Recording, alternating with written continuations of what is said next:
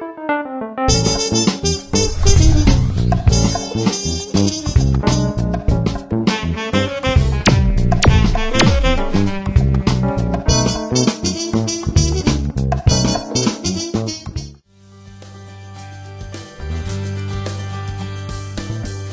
안녕하세요. 하강님의 안전법률의 정영지입니다. 네, 첫 시간을 맞이하여서 봄철에 다양하게 일어날 수 있는 어떤 사건, 사고들에 대해서 알아보려고 합니다. 도움을 주실 하광영 변호사님을 소개하겠습니다. 예, 하광영 변호사입니다. 예, 제가 법원의 판사 그리고 변호사로서 여러 가지 안전사고와 관련된 사건을 접해왔습니다. 그 사고들과 얽혀진 여러 가지 법률 문제를 시청자 여러분과 함께 쉽게 풀어보는 시간을 갖도록 하겠습니다. 네, 오늘은 저희가 이제 봄철 행랑철을 맞아서 이제 가족들, 친구들과 많이 여행을 가시잖아요. 그래서 그거에 대해서 이제 이야기를 해보려고 하는데, 이제, 제가 이제 생각해 볼 때는 봄철에 이렇게 즐거운 여행인데 어떤 법률 사건, 사고가 있을까 궁금하거든요. 과연 정말 실제로 일어난 사건들 중에 또 재미있는 사건이 있으면 또 소개를 해주셨으면 좋겠어요. 사건, 사고가 재밌진 않겠죠. 네. 재밌진 않겠는데, 어쨌든 즐거운 여행 중에 사건, 사고가 오히려 더 많이 일어납니다. 그래서 그 여행 중의 사고들을 여러 가지로 분류를 한번 해보자면, 차례대로 여행을 갈 때 생기는 교통사고, 이게 제일 많습니다. 그 다음에 여행 가서 숙박업소 등에서의 사고라든지, 또는 여행 중에 놀이시설에서의 사고라든지, 또는 유원지 등에서의 사고라든지, 그게 많고요. 그 다음에 또 뭐 수학여행 등과 같이 단체여행, 이런 중에서, 단체에 있어서 어떤 폭력 사태라든지 그런 사고가 있고, 또 요즘 해외여행도 많이 가는데, 해외여행 중에 그 나라의 기후나 여러 가지 문화적 특성 때문에 생기는 그런 사고도 우리가 접하게 되죠. 이런 사고들을 저희들이 한번 말씀드리고자 합니다. 예.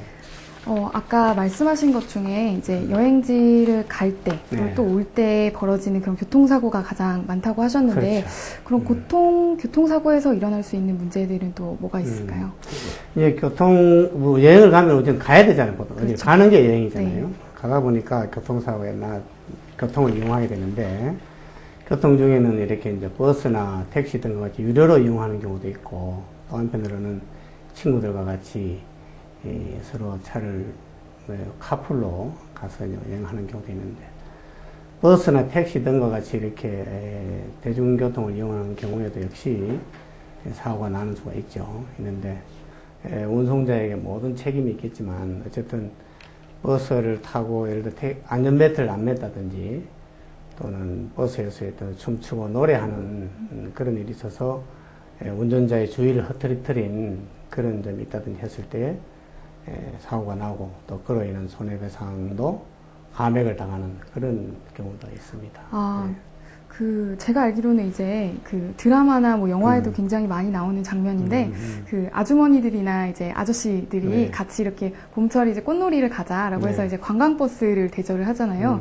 그래서 보면은 그 안에서 이제 막 음악도 틀고, 그렇죠. 이제 막 이렇게 일어나서 춤도 추고, 뭐 그러다 보면 자연스럽게 안전벨트도 착용하지 않는 경우가 가끔 이렇게 보이는데, 그럼 그런 경우에도 만약에 그렇게 관광버스를 타고 가다가 사고가 났을 경우에 책임 관계가 과연 어떻게 될까 또 궁금해지는데요. 예. 그게 이제 여행 중에 춤추고 노래하고 싶지만 그게 다 법규상 금지되어 있는 겁니다. 그러니까 이제 참 어머니나 또 아버지들이 그렇게 노는 건 참 좋은데, 그렇게 사고가 났을 때에는 결국 그 손해배상을 구할 때 운전자에게 부주의가 있었다 하더라도 그 사고로 인한 책임 관계가 자기가 스스로 손해를 확대한 점, 또 사고를 유발할 수도 있거든요. 너무 시끄럽고 하면.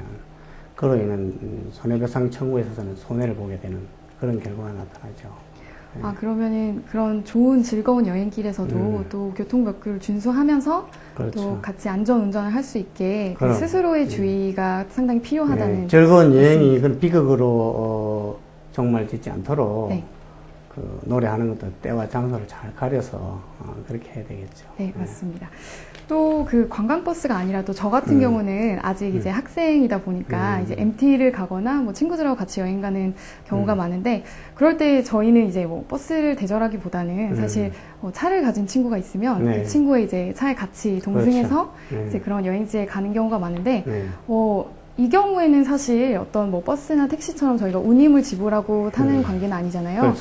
그런데 가다가 만약에 사고가 났다. 네. 그랬을 때 이거는 누구의 책임이냐라고 했을 네. 때 과연 뭐 그 친구에게도 물을 수 있으면 아니면 또 보험사에도 물을 수 있는지가 네. 궁금해집니다. 예, 기본적으로 운전자에게 뭐 주된 책임이 있겠죠. 있는데 소위 이제 유상으로 운송수단을 이용하는 경우하고 무상으로 이렇게 고의적으로 태워주고 또 타게 되는 그런 경우인데, 보통 법률상으로 호의동승이라 이렇게 부르는데요. 호의동승의 경우에는 그 동승한 사람도 그 차량 운행에 어떤 지배권이 있다. 그리고 그 이익을 향유한다. 이런 측면에서 대체로 운전자에게 주의 운전을 촉구하거나 또는 사고가 났을 때 그 손해를 서로 좀 분담해야 한다라는 그런 이론이 법원에서 적용을 하고 있죠. 다만 호의동승했다는 이유만으로 뭐 전부 다 과실상계하느냐 그렇지는 않겠지만, 그 호의동승의 여러 가지 유형을 구별해 보면, 첫째 운전자가 동승자에게 강력히 권유해 가서 태웠을 경우가 있을 수 있고, 또 동승자가 뭐 별 태워줄 생각도 없는 사람한테 자꾸 타자고 그래 태웠을 수도 있고, 또 뭐 보통의 경우에 그냥 당연히 타게 되니까 그야말로 호의동승의 경우가 있고, 또 이제 또 구별하자면은 동승자에게 주의를 촉구할 사정이 있을 수가 있어요. 그런 경우도 있고, 또 이제 동승자에게 또 사고에 어떤 책임이 있다든지, 또는 사고로 인한 손해의 확대에 대한 책임이 있다든지, 그런 경우에 이렇게 나누어 얘기할 수 있습니다. 그러면 그 먼저 말씀하신 그 운전자는 사실 태워줄 생각이 없었는데 동승자가 이제 계속해서 나 좀 태워달라라고 적극 권유를 해서 그렇게 한 경우에는 이제 어쨌든 그 동승자가 이익을 어쨌든 누린 그렇죠. 거잖아요. 그렇죠. 그랬을 경우에는 전적으로 뭐 운전자의 책임이라던가 또 그렇게 전가할 수만은 없을 것 같은데 그런 관계는 어떻게 되나요? 그 동승자가 강력히 요구해서 탔다면은 스스로 그 운전이 안전하게 이루어지도록 운전자가 예를 들어 졸음 운전을 한다든지, 또는 뭐 신호 위반을 하지 않도록 주의를 촉구한다든지, 또는 뭐 모르는 길을 갔을 경우에 특히 길을 미리 알려준다든지, 이렇게 안전 운전을 할 수 있도록 이렇게 정신을 차리고 또 주의를 촉구할 의무가 있다고 봐야 되겠죠. 그런 경우에 사고가 났을 때 운전자가 강요해서 태웠을 경우보다는 과실상계를 많이 당하는, 다시 말해서 본인의 책임을 크게 인정하는 그런 게 일반적인 판례입니다. 그러면은 운전자가 적극 요구한 경우에는 그 아까 말한 그런 사례랑은 전혀 좀 다른 결과를 조금 그 과실상계의 정도가 달라지겠죠. 이게 이제 도의동승의 경우에 대개 20% 정도를 기준으로 해서 가감을 하는데요.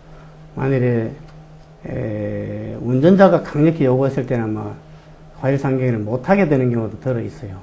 있고, 운전자 뭐 안 타려고 하는 사람 태워줬으니까 당연히 끝까지 잘 태워줄 의무가 있었지 않냐, 이렇게 보여지고, 가장 문제되는 게 의당 잘 서로 사이 좋아서 당연히 친구가 차가 있으면 그 차를 얻어타게 되잖아요. 네.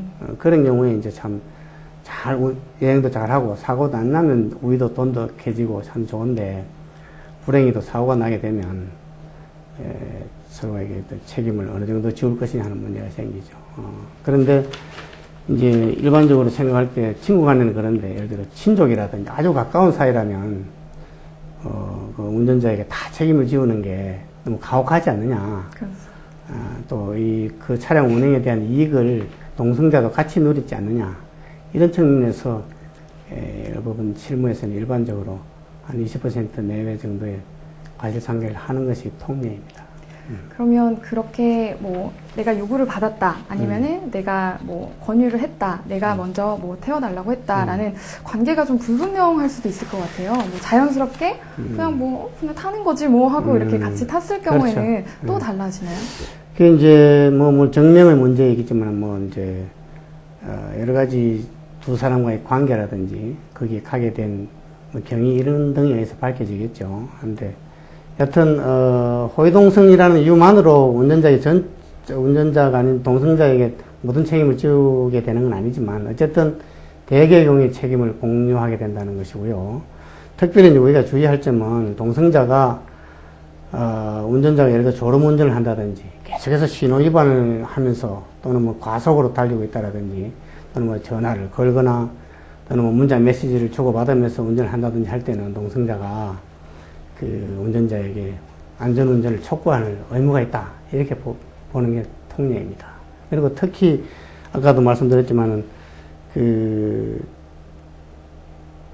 경우에 따라서는 운전자가 운행을 할 때에 그 사고로 인한 책임이 이 동승자에게 있는 경우가 있어요. 예를 들어 뭐 신호위반 하고 가자, 가자, 뭐 그냥 가지 뭘 자꾸 기다리냐, 좀 빨리 달리자 했다든지 아니면은 뭐 일방통행인데도 불구하고 뭐 우선 가고 보자는 식으로 촉구했다든지 또는 뭐 음주운전을 해서는 안 되는데 중간에 가다가 쉬면서 뭐 술 한잔 하면 어떠냐, 뭐 그 정도 해도 괜찮다라고 술을 권해서 운전했다라든지 그런 경우에는 동승자에게 뭐 적어도 뭐 30% 이상의 과실 책임을 지우게 되는 그런 결과가 되겠죠. 그러면 뭐 사안에 따라서 또 달라지는 게 사실 그렇습니다. 문제인 것 같네요.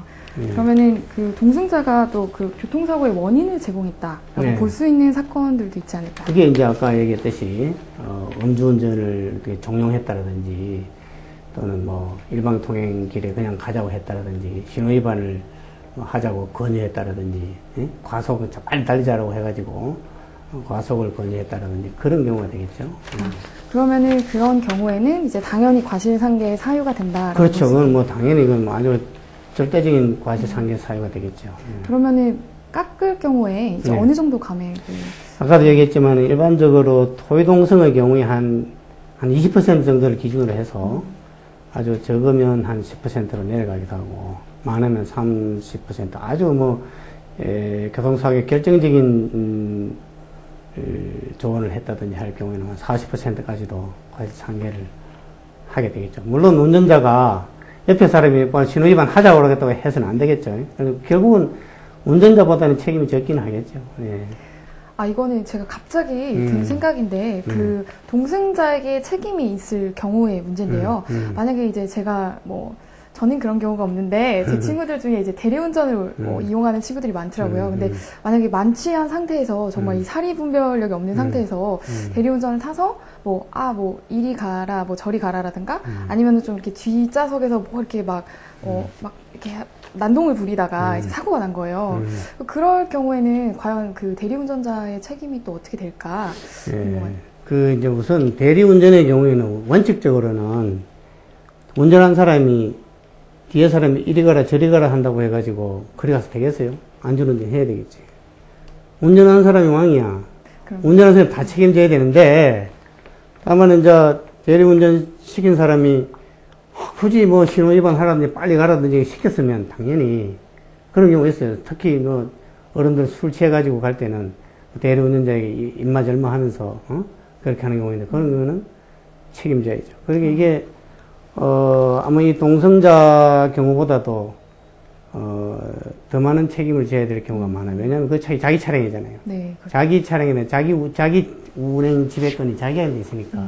결국은 그 대리운전자에게 전적인 책임이 있다 하지만 운전 방법에 대해서 지시를 했다든지 하는 경우는 책임을 져야 되는 경우가 많죠. 그러면은 그 차주가 운행 지배권을 갖는 게 원래 원칙인가요? 이제 이게 우리가 손해배상 청구를 할 때에 운전자에게 청구할 수 있고, 네. 또 이제 차량 소유자에게 청구할 수도 있고, 그 차량의 보험회사에 대해 청구를 셋 다 가능해요. 그러니까 차량 소유자는 운전을 안 해도 그 차량으로 인한 손해에 대해서는 손해배상 책임이 있어요. 그럼 아무한테나 이렇게 빌려주고 그러면 큰일 그렇지. 그리고 빌려주는 것도 전부 다 자기를 위해서 빌려주는 거야. 뭐 사람 좋다는 소리 듣는 것도 자기 덕이잖아. 네. 함부로 빌려주는 게 아니지. 네. 함부로 차 빌려줘서도 안 되고, 네. 남은 차를 함부로 운행해서도 물론 안 되겠지. 운전자에게 또 모든 책임이 있으니까. 제가 본 영화 중에 그런 명대사가 있어요. 뭐, 호의가 계속되면 권리인 줄 안다. 그렇지. 그런 말이 있는데, 이게 딱 맞는. 이게 한편으로는 우리가 다른 생활할 때 남에게 호의를 베풀라, 뭐 하지만은, 호의가 결국은 자기한테 법률상 책임으로 돌아올 때, 그때 입장이 곤란한 경우가 생기죠. 네. 그래서 호의도 적절히 과잉 친절은 결국 화를 부를 수도 있죠. 네.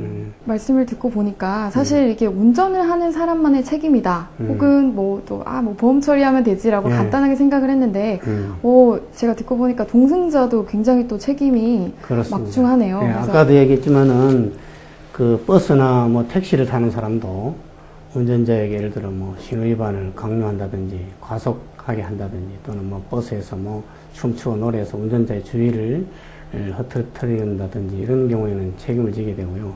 특히나 동승자의 경우, 호의 동승의 경우에는 친구 차를 탔을 경우에는 안전운전을 촉구하고 또 신호위반을 하지 않게 하고 뭐 그런 교통법규를 지키게 할 그런 의무가 있다고 보여집니다. 예. 네, 그렇게 또 이야기를 해주시니까 이제 운전을 안 한다고 이제 책임이 없는 게 아니다. 그렇습니다. 네. 예. 다만 이런 경우도 있을 수 있겠죠.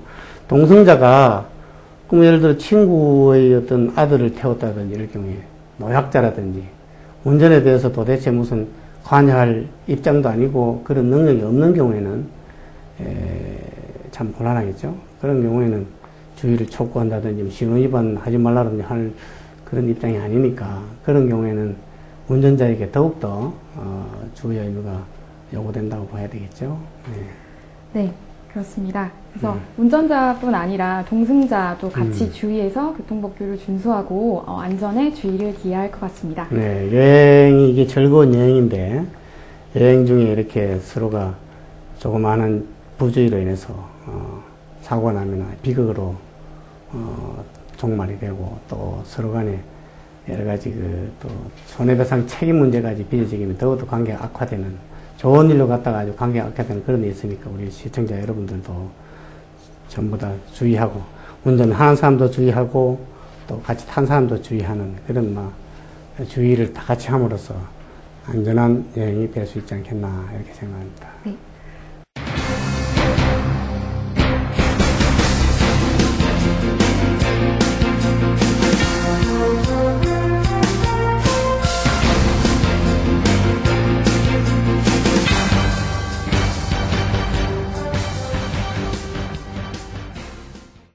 다른 사례로 넘어가 보겠는데요. 일단 여행을 가게 되면 사실 저희가 가장 걱정이 되는 게 숙박의 문제가 또 되잖아요. 그렇죠. 네, 뭐 호텔도 이용할 수 있고 여관도 이용할 수 있는데 저는 우리나라만의 좀 특유한 그 숙박 장소가 있는데 혹시 변호사님은 그 찜질방을 이용해 보셨나요? 찜질방 가보기는 가봤습니다. 가봤는데 거기서 잠은 안 잤어요. 근데 친구들 거기 잠을 자는 사람도 있더라고요. 네.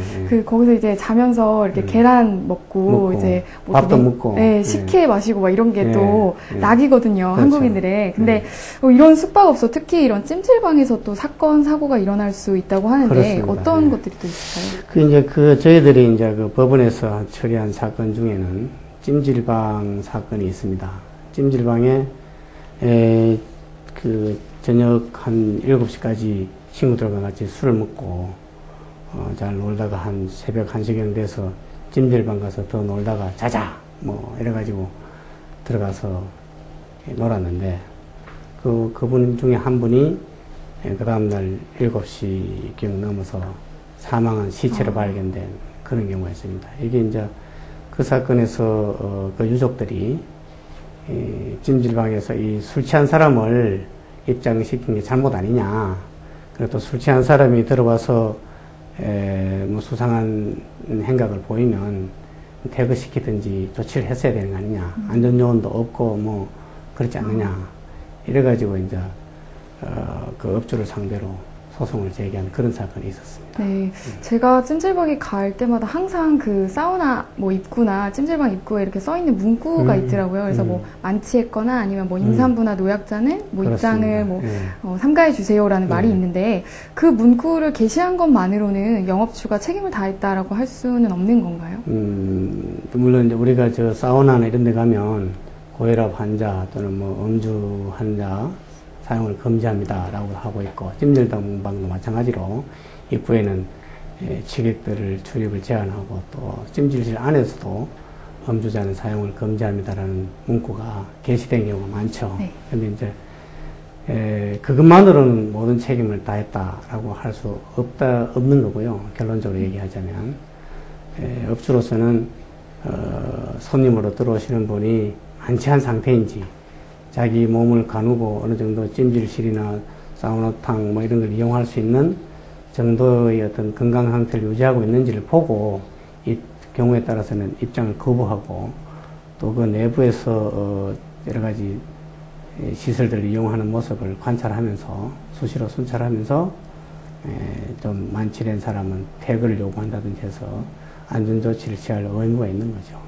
아, 그러면은 이 사례와는 조금 다르게 만약에 그 만취된 상태에서 들어온 게 아니라 이제 되게 멀쩡하게 이제 딱 찜질방에 입장을 했는데, 네. 그래서 뭐 영업주 같은 경우는 뭐 전혀 뭐 그 끼미를 알지 못했고 뭐 그냥 이렇게 뭐 찜질방 거기서 이제 술을 판다고 하니까 또 이제 거기서 이제 술을 팔았어요. 그래서 이 사람이 들어와서 이제 술에 만취돼가지고 만약에 이런 사고가 났다라고 네. 하면은 이 사건하고는 조금 또 달라질 것 같은데.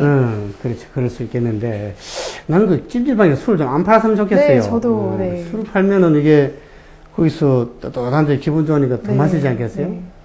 물론 이 두 가지 경우를 생각할 수 있는데, 술이 실제로 많이 취했음에도 불구하고 술을 마신 지 얼마 안 돼가지고 들어올 때는 별 표시가 없다가 들어가서 또 어떤 데 있다 보니까 아주 만취 상태로 변하는 경우도 있을 수 있고, 또 이제 그 찜질방에서 술을 더 마셔가지고 또는 뭐 전혀 안 마신 상태로 들어갔다가 거기서 너무 많이 마셔가지고 인사불성 상태가 되고 그런 사고가 날 수가 있는데, 근본적으로는 술 마신 사람이 책임이 있겠죠. 술 마셔서 왜 들어오면 거기서 왜 또 술을 그렇게 많이 마시겠어요? 그게 이제 본인 책임이 더 큽니다. 다만 업주로서도 들어올 때 멀쩡했다는 이유만으로 책임이 다 면책되는 건 아니죠. 들어와서 손님이 어떤 식으로 이용하고 있는지 간혹 순찰하고, 또는 요즘 그 시설들 CCTV도 많고 하니까 어떻게 이용하는지 잘 관찰해서 이상한 행동을 하게 되면 퇴거를 시켜야 되겠죠. 그래서 업주 책임이 있느냐 없느냐의 문제니까, 만취 상태로 아주 이상한 느낌이 왔다, 또 그런 행동을 보이면은 업주 내지는 종업원이 가서 그분들 말리고 퇴거를 요구한다든지 그렇게 할 필요가 있겠죠. 제가 갑자기 또 궁금해지는데, 또 그런 문구가 달려있는 것 중에 뭐 뛰지 마세요라는 게 있잖아요. 상내에서 뭐 그렇죠. 뛰거나 뭐 이렇게 하면 넘어질 수 있으니까 주의하세요라고 했는데, 어린아이 같은 경우들은 막 이렇게 뛰다가 이렇게 넘어질 가능성이 있잖아요. 그랬을 때 넘어졌을 때 과연 이것까지도 또 영업주가 뭐 이렇게 안전요원을 배치해야 된다, 뭐 해야 된다, 이런 주의 의무가 또 있을까요? 이제 목욕장에 뭐 안전요원이 배치되어 있는 경우 잘 못 봤잖아요. 네. 그리고 이제 미끄러우니 조심하세요. 네. 라고 써놓기도 하고, 특히 온천 이런 데를 많이 써놨는데, 아까도 얘기했지만은, 그런 주의 문구를 게시했다는 이유만으로 책임이 면제되는 것은 아닙니다. 물론 주의 문구를 게시하지 않은 경우보다는 책임이 경감되겠죠.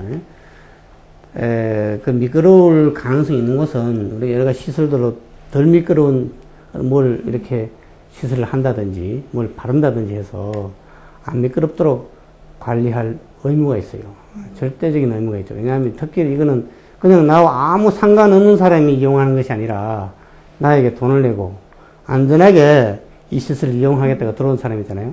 그분들의 안전한 이용을 끝까지 보장할 의무가 있어요. 그래서 만약에 미끄러져서 넘어졌다든지 할 때 그 미끄러운 게 아주 그 이용자가 전적인 잘못으로 안 뛰어들 걸 뛰었다든지 그야말로 일어날 수 없는 사고가 났다.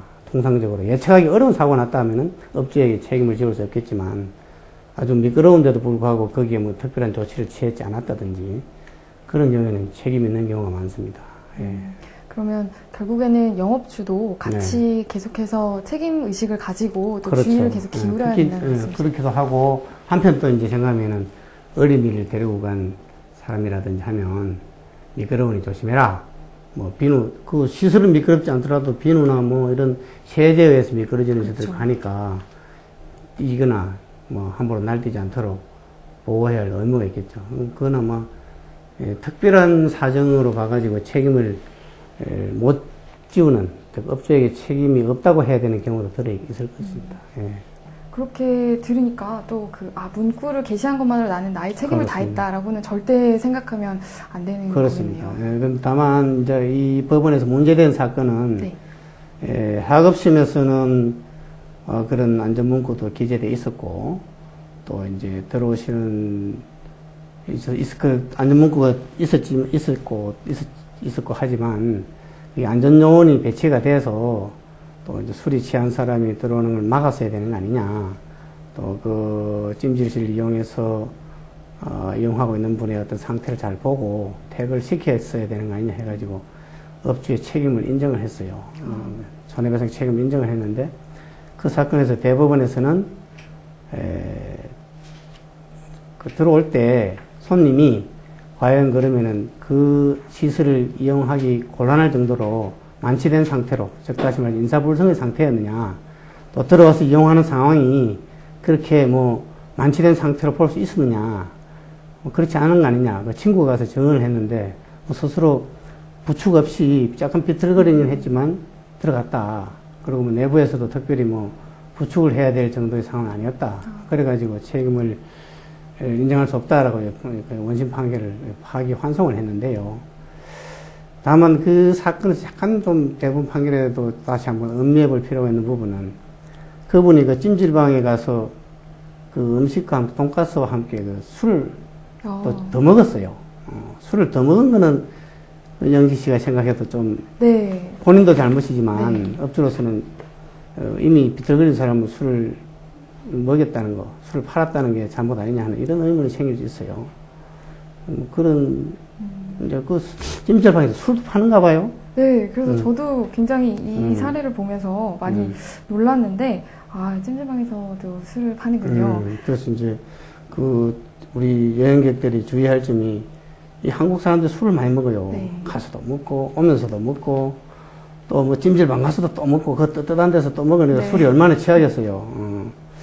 제 생각 같아서는 제가 뭐 하급심 판사였다면은 책임을 인정하지 않았을까 하는 그런 생각도 들긴 들어요. 왜냐하면 좀 비틀거리는 사람이 또 술을 달라. 뭐 친구랑 같이 오긴 했지만 달라 그러면은 술이 취했으니 뭐 그만 드세요 란다든지 뭐 술을 더 권하지 않았더라면 혹시 사고가 나지 않았을 수도 있지 않느냐 하는 그런 생각을 해볼 때 업주에게 과연 책임이 전적으로 없느냐 하는 의문이 있습니다. 다만 대법원에서 생각하기는 아마 그 술을 먹은 이후에도 그 찜질실 들어간다든지 하는 그럴 경우에 뭐 비틀거리거나 특별히 취한 모습이 없었다. 주인으로서는 저 사람 도대체 이용해서는 안 된다라고 볼 정도는 아니었지 않느냐 이렇게 본 것 같아요. 다만 이게 이제 입증의 문제인데 그래서 하여튼 술이 또 너무 강한 사람들 이렇게 손해봐요. 이 술이 아주 강했던 모양인데 술 취해가지고 아무 뭐 표도 안 나는 사람 있잖아요, 그죠? 그런 사람은 색도 뭐 변하지 않고 그렇지 않으면은 뭐 그 업주나 이런 사람들이 제지할 이유도 없고 멀쩡한 사람을 왜 나가라고 그러냐 그럴 테니까. 근데 술이 많이 취해가지고 곤드레만드레 했더라면 아마 이분 살아설 가능성이 있죠. 그래서 제가 보니까 영업주 입장에서는 또 이게 이 사람이 만취했는가 안 했는가를 구별하는 것도 어려울 뿐더러 또 이분들을 퇴거 조치하는 것도 사실 그렇게 쉽지 않은 일일 것 같아요. 술 취한 사람 특히 쉽지는 않은데 그래도 이제 이런 위험성이 있는 우리 공중위생법에 이렇게 잘 이렇게 규정이 되어 있는데 손님들의 어떤 안전을 위해서 배려할 의무가 있다. 그래가지고 결국은 만일에 만취한 사람이 와서 이용한다든지 그런 경우에는 제지하고 또 퇴거시킬 의무가 있는 거죠. 그래서 뭐 영업주의 그런 안전주의 의무도 있지만 또 손님 스스로 또 그렇습니다. 자기 안전을 위해서 뭐 이렇게 절제할 필요도 또 있는 것 같네요. 손님 스스로도 물론 유원지에 가서 놀러 가가지고 술 많이 먹어서는 안 되겠지만 같이 또 먹은 친구나 이런 분들이 술이 많이 취한 분의 경우에는 그런 시설을 이용하지 못하도록 방지해주고 또 막아주고 또 술이 많이 취했으면 데려가고 또 찜질방 가서 술을 안 먹인다든지 뭐 이렇게 해야 되는데 우리나라 사람들이 그게 좀 약해요. 일단 먹고 보자는 지금 설마 무슨 사고 나겠느냐라고 사고 났는데 사고 나가지고 결국 아무런 배상 책임도 지우지 못하고 스스로만 이렇게 손해를 보게 되는 결과가 초래되는 경우가 많죠. 예. 제가 봤을 때는 이 사건에서 가장 이제 핵심이었던 게 과연 이 영업주 입장에서 이 사람이 만취 상태였는지 알았는가 몰랐는가도 또 굉장히 중요한 것 같아요. 그렇죠. 그게 이제 소송법적으로는 입증 책임의 문제인데요. 대개 이제 이게 업주 이런 요즘 최신 시설들은 이제 CCTV가 다 있고 해서 들어올 때 손님의 상태가 어땠는지 또 들어가서 여기저기 다니면서 이분들이 상태가 어땠는지를 입증을 할 수 있어요. 이 사건에서는 같이 들어갔던 친구가 증언하기를 비틀거리긴 했지만 뭐 이렇게 부축해서 들어갈 정도는 아니었다. 들어가서 뭐 술이 좀 취하긴 했지만 뭐 스스로 찜질방을 들어갈 정도는 됐다라고 하고 있으니까 업주로서 안전을 위한 특별히 배려해야 할 의무가 발생할 때 보기 어렵다. 그렇게 본 겁니다. 네, 기분 좋게 놀러가서 이런 불행한 사건, 사고가 나지 않도록 술을 마실 때는 자제력을 잃지 않도록 마시는 게 중요할 것 같고요. 또 주변에서 가족들, 또 친구들이 이런 사건이 발생하지 않도록 또 미리 사전에 좀 예방하는 자세가 필요한 것 같습니다. 네, 이와는 사안이 조금 다른데요. 이런 스파업소나 찜질방에서 또 종종 들려오는 안 좋은 소식이 약간 이제 성범죄나 네. 도난사고 같은 게 있는데 혹시 있죠. 이런 경우에도 업주에게 손해배상 책임을 물을 수 있나요? 기본적으로 업주로서는 손님들이 수상한 행동을 하거나 이상한 낌새를 채면 그걸 방지할 의무가 있다고 봐야 되겠죠. 예를 들어 누가 기웃기웃거린다든지 남자가 예를 들어 여자만 있는 쪽을 계속 기웃거리는데 그런 게 요즘 뭐 CCTV나 또는 수시로 순찰할 때 그런 수가 있는데 그런 경우를 발견하면 즉시 제지를 하고 퇴거를 요구하는 등 조치를 취해야 되겠죠. 다만 그런 범법자들이 대체 그런 낌새를 보여주지 않고 기습적으로 그런 성추행을 한다든지 또는 절도를 한다든지 그런 일이 있을 수 있는데 대체로 그런 경우에는 뭐 업주로서는 그걸 제지할 수 있는 기회를 갖지 못했다. 또 그런 제지를 할 의무가 발생하기 이전에 이미 사건이 발생하는 경우가 많아서 업주에게 책임을 물을 경우가 좀 극히 드뭅니다. 그래서 결국은 그 이용자가 스스로 어떤 그 성추행 문제나 또는 절도 문제가 생기지 않도록 주의를 해야 되지 않나 이렇게 생각이 됩니다. 제가 생각할 때도 사실 영업주 입장에서 그 투숙객들의 뭐 일거수일투족을 다 감시하기가 사실 어려울 것 같아요. 근데 만약에 영업주 네가 다 책임져라 이렇게 하면은 좀 가혹한 게 아닌가라는 그렇죠. 생각도 드는데. 이제 여러 다중이 출입하는 그런 곳이니까 이용객 스스로가 안전을 위해서 조심해야 되는 의무가 더 크다고 봐야 되겠죠.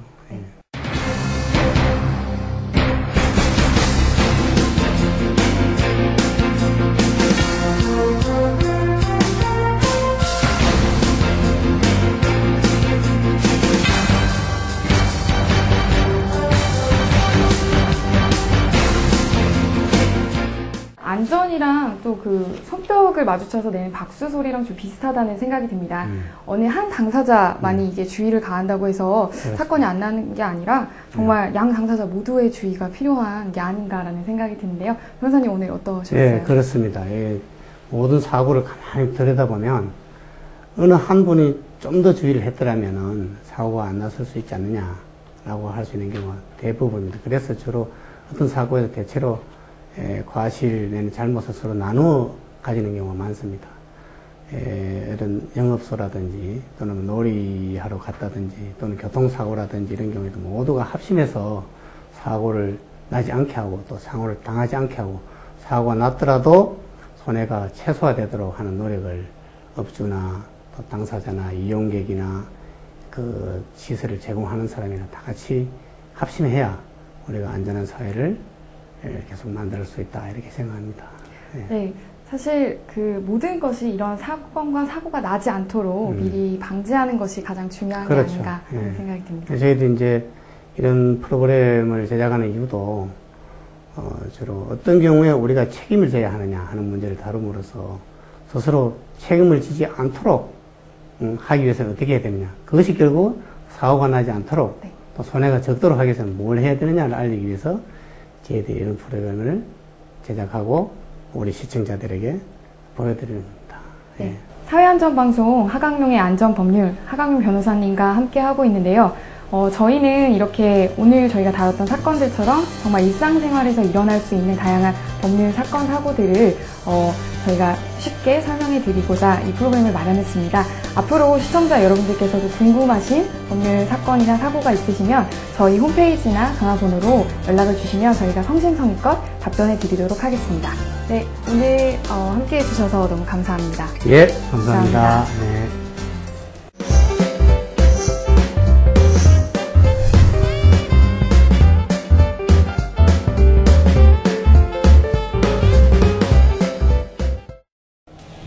네, 안녕하세요. 안전법률 Q&A 시간입니다. 이 시간에는 여러분들께서 궁금해하시는 것을 하 변호사님께 직접 물어볼 수 있는 시간인데요.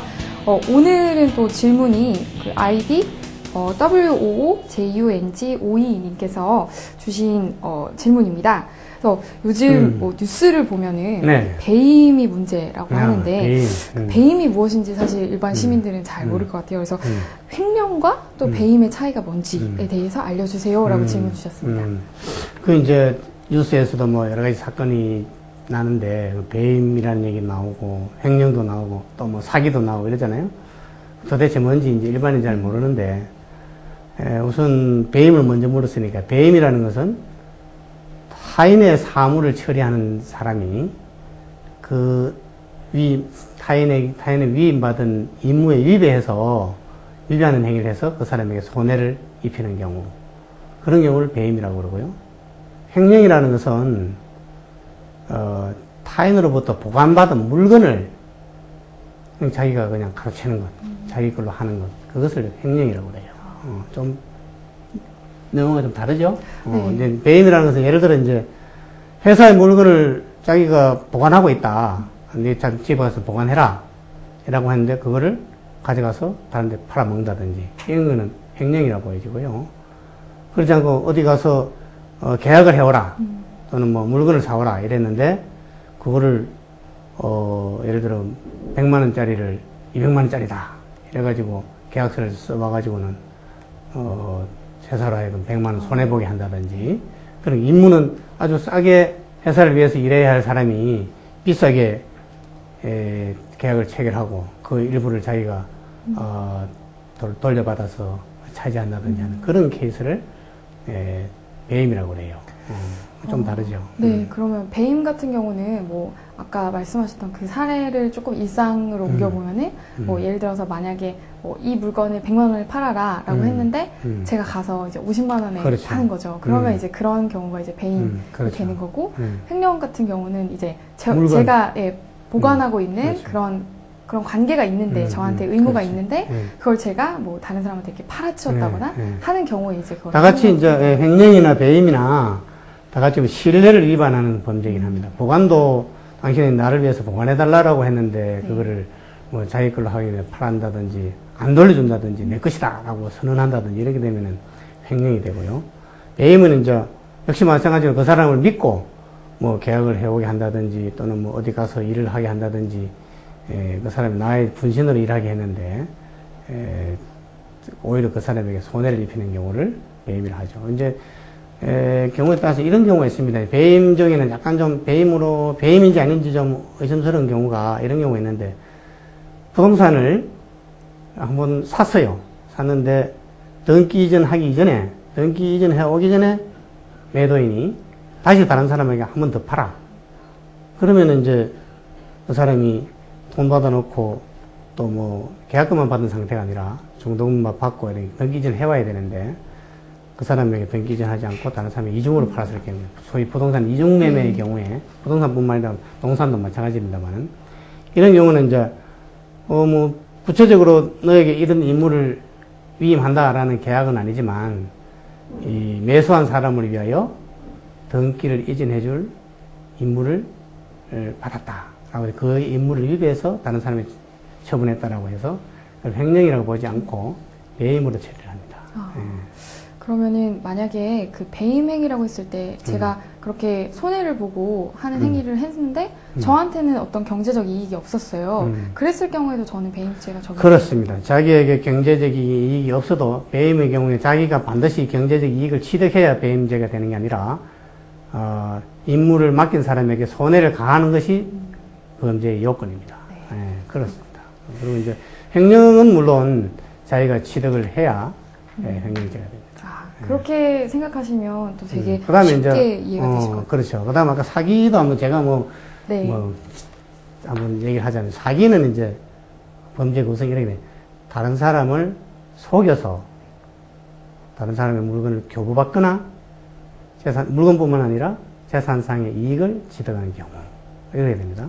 예를 들어 이게 형편없는 물건인데 좋은 물건이다. 그래가지고 비싸게 판다든지,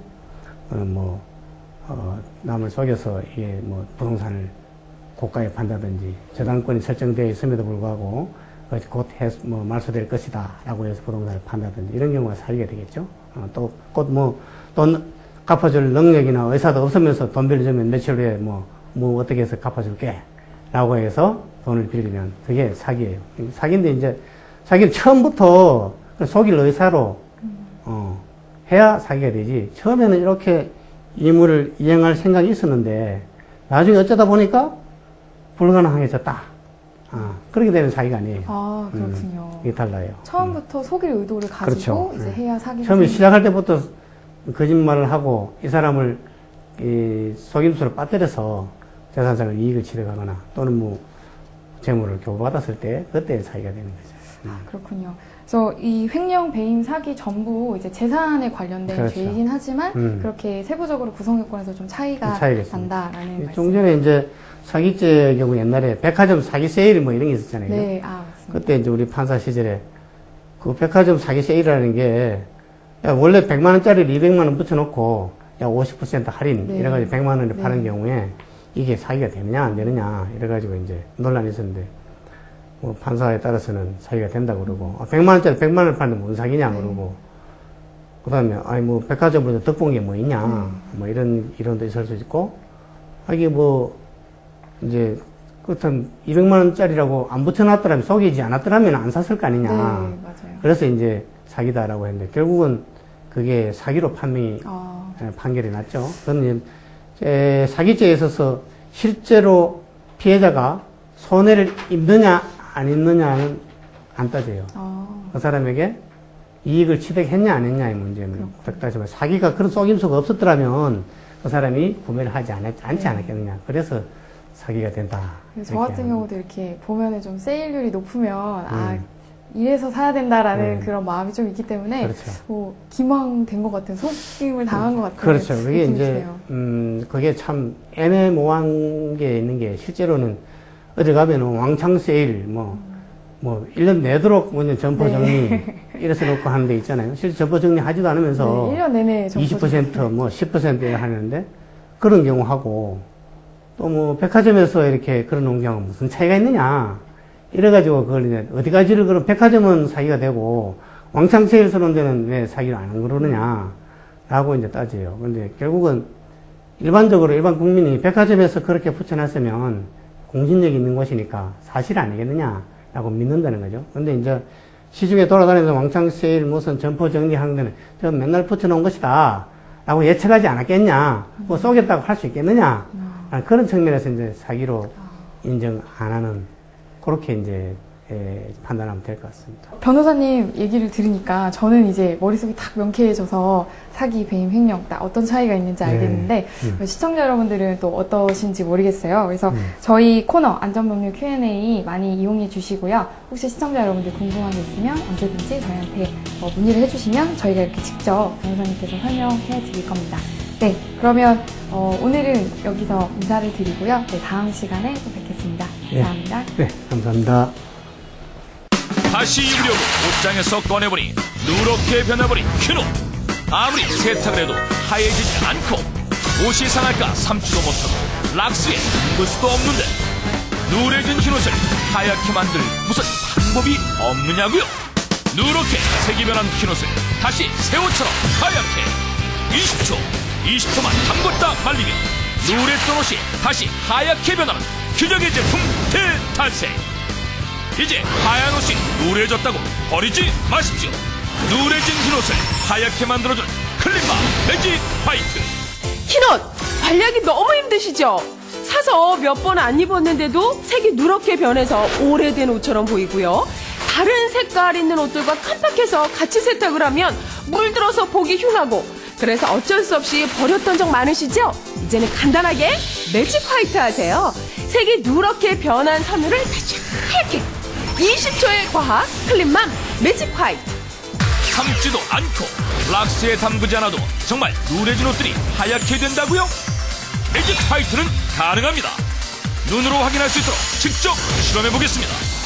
먼저 물에 매직 화이트를 넣고 골고루 저어준 다음 누래진 면수건의 반쪽을 20초만 담궜다 말리면, 자, 어때요? 매직 화이트에 담궜던 반쪽과 담그지 않은 반쪽, 정말 확실하게 차이가 나죠? 이것이 매직 화이트의 마술 같은 효능입니다.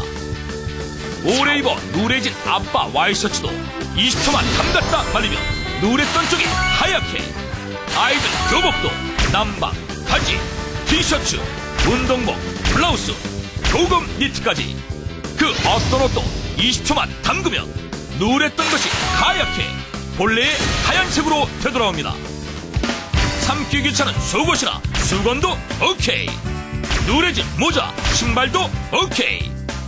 커튼, 침대복, 이불, 베갯잎 등 물빨래가 가능한 것이라면 매직 화이트는 그 어떤 것도 가리지 않습니다.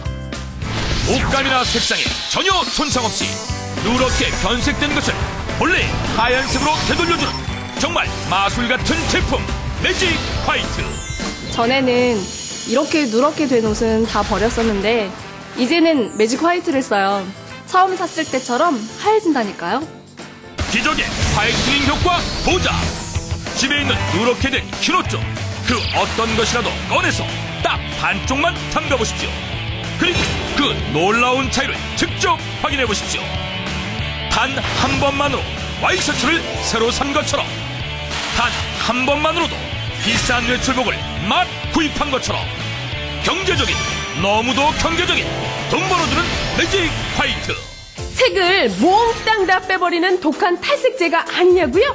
아닙니다. 매직 화이트는 색을 빼는 탈색제가 아니라 흰옷을 처음처럼 다시 하얗게 만들어주는 환백제입니다. 그래서 색깔이 있거나 무늬가 있는 옷을 넣어도 다른 색은 빠지지 않고 흰 부분만 다시 하얗게 변합니다. 물빨래가 가능한 섬이라면 그 어떤 것도 순식간에 하얗게 되는 마술 같은 효과. 혹시 경강증백제 아니냐고요? 천만에 유해 성분 논란 뜨거운 경강증백제 제로, 계면 활성제 제로, 중금속 성분도 제로, 여기에 99.9%의 살균 효과, 피부 저자극 테스트까지 완료.